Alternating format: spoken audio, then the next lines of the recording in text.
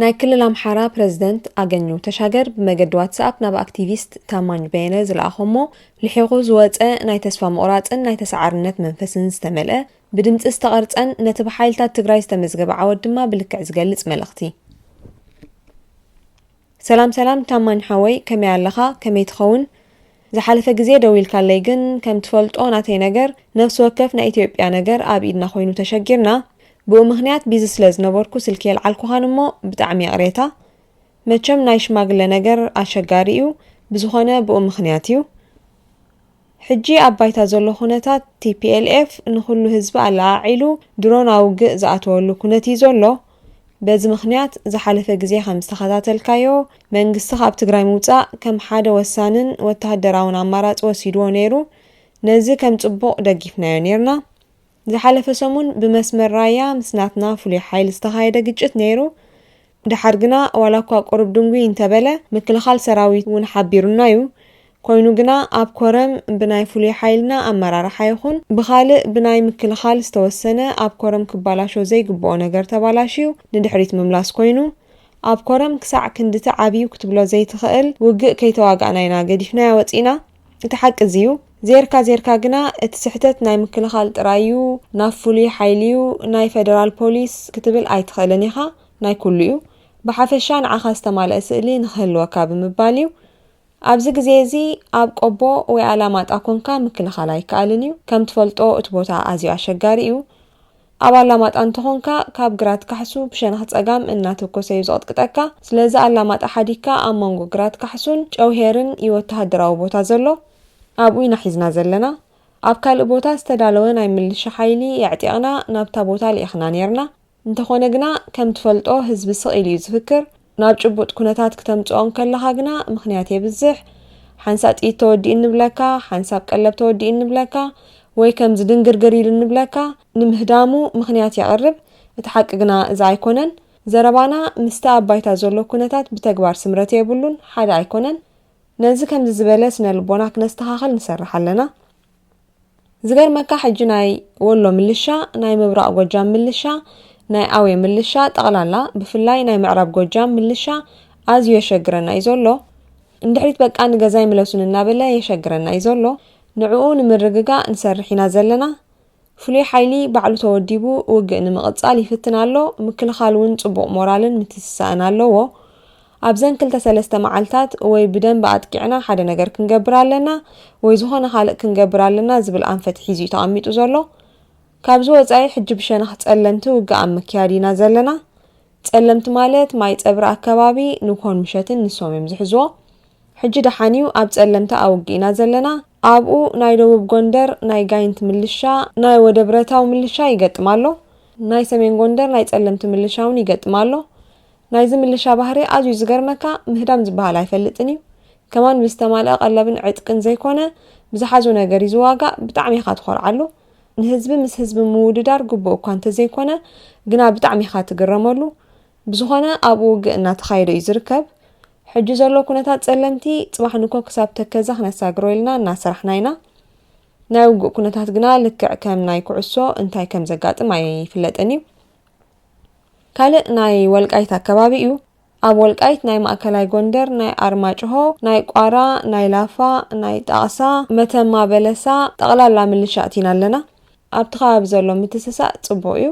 ጸላእቲ ተደጋጋሚ ፈተነታት ኣካይድ እዩ ምናልባት ኣይትፈልጦ እንትኸውን እምበር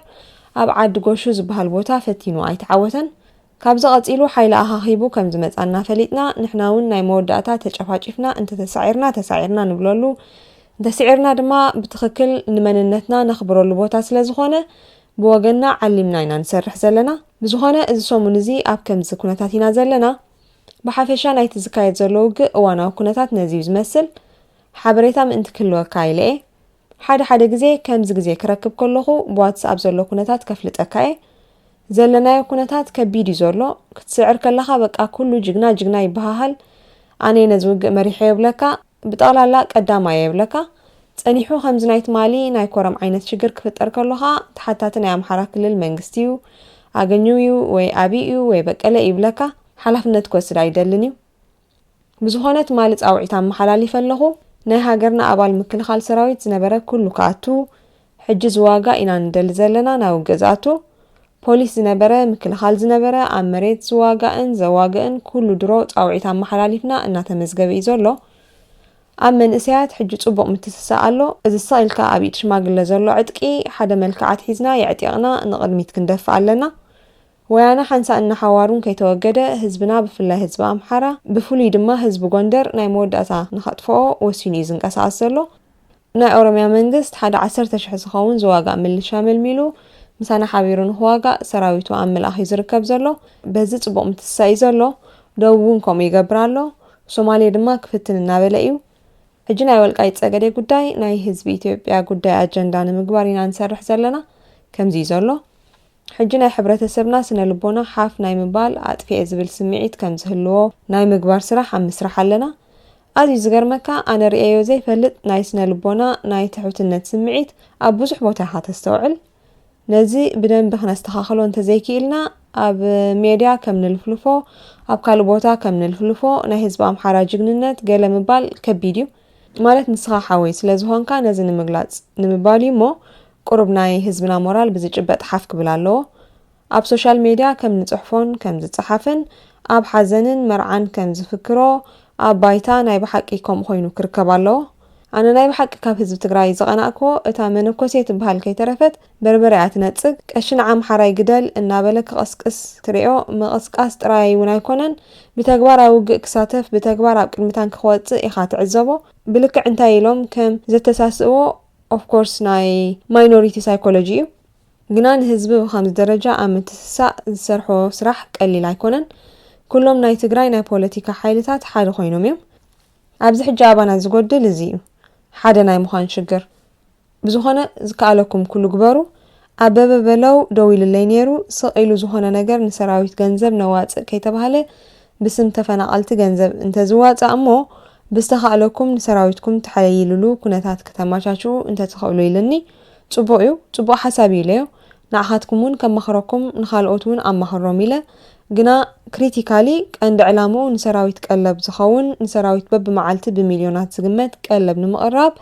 ዘኽእል ደገፍ ንግበር ዝበሉ ሓደ ሰባት ይልውሉ ለዮም ብወገንካ እንታይ ክኸውን ከም ዝኽእል ዳይሬክሽን ኣብ ምሃብ ጋይድ ኣብ ምግባርን ክትሰርሕ ትፅቢት ይግበረልካ እዩ